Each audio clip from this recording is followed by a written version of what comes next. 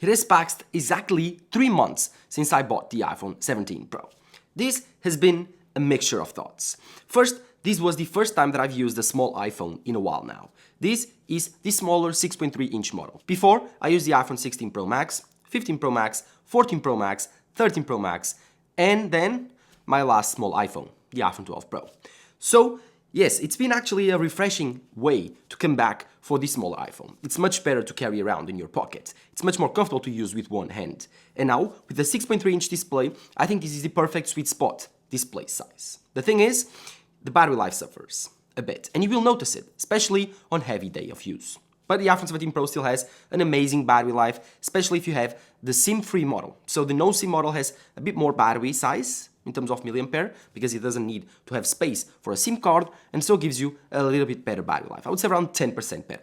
So this is still a battery champ, and lasts me throughout the whole day in 98% of time.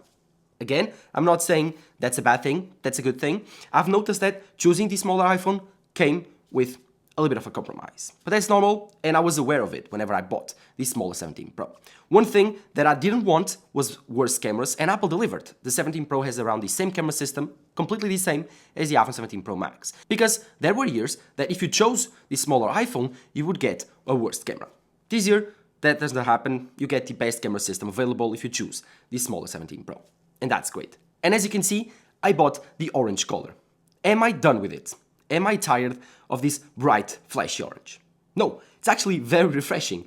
And as you can see, I have a transparent case, a TPU case, just for seeing the color of my iPhone every single day. I love it. It's so refreshing, it's so trendy, it's so cool. I actually enjoy a lot this orange color. The other colors are also cool. The silver and the blue are beautiful, but this one here, it's just a statement. Check out today's video sponsor, CASEKOO. This is an awesome case for iPhone 17 Pro, and it's the new addition to my collection. It's a transparent but also orange colored case made of TPU plastic and silicone. It also has this support, as you can see, this and this. And when they're done, just like that. It also works with MagSafe. Simple. Check out this case and more on the CASEKOO website in the link in the description. But as for the overall hardware, this phone did not disappoint. This is still brand new, and the aluminum is still untouchable because this scratches very easy. And the thing is, I don't have any scratches. I always used a case, and I recommend you doing so, because with pocket lint, with, I don't know, a little bit of sand in your pocket, this will scratch. Aluminum scratches way easier than titanium, and that was something that I noticed so far, is that it gets a little more dirty, it gets a little bit less durable, and you have to be more careful with this phone. But the other way around, this does not get near as hot as the iPhone 16 Pro Max. So I guess this compromise of choosing aluminum, in my opinion, over the last 3 months was a great option from Apple. Because it gives you a better performing iPhone. Not just a more durable or a more beautiful iPhone. No, it's definitely a better performing one. I went on a Christmas trip for Budapest in the last week, and that's why I didn't see any videos from me. And I took an incredible video and photos out of this iPhone, and not once, this phone overheated or dimmed the display. Okay, the place is like 0 degrees Celsius, but still, this iPhone had everything to go wrong. But again, it happened more with the 16 Pro Max on warm environments, so I still need to go for the summertime to test out the iPhone 17 Pros. Camera, cooling. As for the cameras itself, they are amazing. A triple camera system cannot go wrong with Apple, and especially with 3 40-megapixel main sensors. The main sensor is completely the same as the iPhone 16 Pro Max and 15 Pro Max, and so you won't notice a big of a difference between these photos. They are a bit sharper because of the new CPU, the A19 Pro chip. They are a bit sharper because of the new neural engine systems that they built into this new CPU. But again, you won't notice big of a difference, and especially side by side is very, very tough. As for the ultra-wide camera, it's the same again as the iPhone 16 Pro Max, the same 40-megapixel main camera. So between these two, you actually don't change a lot. Where this iPhone changed a lot was on the telephoto. The new telephoto camera is awesome. This is, for some people, worth the upgrade, because it's a 40-megapixel telephoto. This means that you have now 2 focal ranges whenever you zoom. You have a 4x and an 8x. And yes, a 4x is less than the iPhone 16 Pro Max's 5x zoom. But I do believe that this 100mm focal range is more natural to the eye. It's better for portrait photography than the 5x. I think the 5x was too much, not being enough to be super zoom, but it was too much to be a portrait lens. Now, you have the option for a super zoom lens with the 8X that takes awesome 200mm shots for those really close-up photos of animals and even people whenever they are performing sports or every other activity that you want, or nature. And then you have the 100mm camera. And this is the sweet spot for portrait photography. I love it. It creates beautiful bokeh balls, creates beautiful bokeh scenarios, and it's truly a portrait lens. This finally takes awesome photography, and I do believe that for most people, it can replace their mirrorless camera. For me, it can't. And it's very easy. Why? Because I still love to take beautiful photos on my camera. And I did on this trip to Budapest. So you can definitely tell the difference between these photos and the photos from my camera. And I will have a video comparing the iPhone 17 Pro to my mirrorless camera. I simply love photography. I simply love videography. And I love to use my mirrorless camera to do that. So if you want to see a comparison between the video, photos, night video, I will have that on my YouTube channel, but I also have a secondary YouTube channel for fitness. This is how I gained 20 kilos of muscle while still being very lean, and in today's video I'm going to show you my full routine to see how I did it. And yep, lunch is ready. Let's eat. I'm about to lose myself in white powder. Not the first time.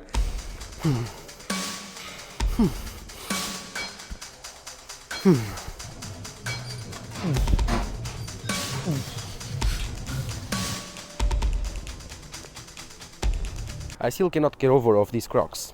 Man, they are comfortable, they are incredible. That's why lots of people wear them. I mean, I don't know why people hate on these. These are great.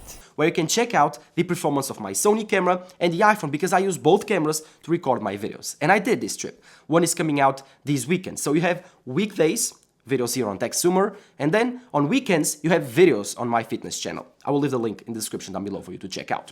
But as for the cameras of the iPhone 17 Pro, did not disappoint once in that Budapest trip, and the photos were breathtaking. Guys, Budapest is such a beautiful city, but this iPhone did not disappoint. And it captured in a way that I will remember it for the rest of my life. Such beautiful memories were captured, and that's the reason that I buy the best iPhone every single year, to record my memories in the best quality possible. That's probably one of the reasons that you buy the best iPhone also. But if you love photography, check out the camera, a mirrorless camera. It changes the game. As for the display, this one didn't change a bit. It's just like George Clooney. Years passes and it still remains the same. I guess it's kind of a vampire of some sort. But this is the same 6.3-inch display of the iPhone 16 Pro Max, which in type is the same display as the iPhone 15 Pro Max, a 6.1-inch. That's the only difference. This one is a bit bigger than the 15 Pro Max, but it's the exact same display as the iPhone 16 Pro Max. So, I mean, I wish Apple could have given us a better display in terms of efficiency or power, but it's definitely simply the same display, and you won't notice any difference on it. As for the I/O, well, you have the USB-C port, and this is still the USB-C 3.0 port, no Thunderbolt this time. And I wish Apple gave us the Thunderbolt, because I record lots of videos, and especially high-res videos here, with ProRes RAW, and even sometimes simple 4K 30 video that takes a long time to record, like 20-minute videos. I wish that Apple gave us a USB-C with Thunderbolt, because that means I can pass this footage to my MacBook Pro Final Cut Pro app much faster, and that saves me a lot of time. But I guess that's another time. Probably in the iPhone 18 Pro, we will see that, because this is becoming the new camera for Apple, and I think that having USB-C Thunderbolt port, it's a must. As for the rest of the I/O, we have the action button and the camera button, and the action button has become less useful in the last days, because now what I have is for the ChatGPT app, and it's actually useful. Whenever you want to call ChatGPT, I simply do this, and ChatGPT appears, and I ask a prompt. But now Siri works with ChatGPT too, so it has become redundant. I can choose whatever I want for this. Currently, I don't have any type of need, but whenever I do, this is a useful button. And for those people that like to create shortcuts, customizable shortcuts, this is definitely a powerful button. As for the camera button, oh my God. This has its ups and downs and ups and then really downs, because it's a terrible button for most of my time. But now this trip, I've seen the use cases for it. Because the funny thing is, in Budapest, it was so cold, and my hands were so cold, I had to wear gloves. And how can you use your screen with gloves? You can't. It's so difficult. So what happened was, whenever I wanted to take photos with my iPhone, the camera button appeared. And I launched the camera via the camera button, and I took photos and videos via this physical button that doesn't need for me to touch the display. And for the first time ever, since I bought an iPhone with camera buttons, it was useful. So, I guess I cannot bash the camera button like I do in every single iPhone 17 Pro / 16 Pro review, but I admit my mistakes, this was useful, and I'm glad that I did have it on this trip. As for the rest of the time, whenever it destroyed my photos, my videos, whenever I wanted to take photos quick, well, for those times, I'm not sorry. But for this time, it worked well.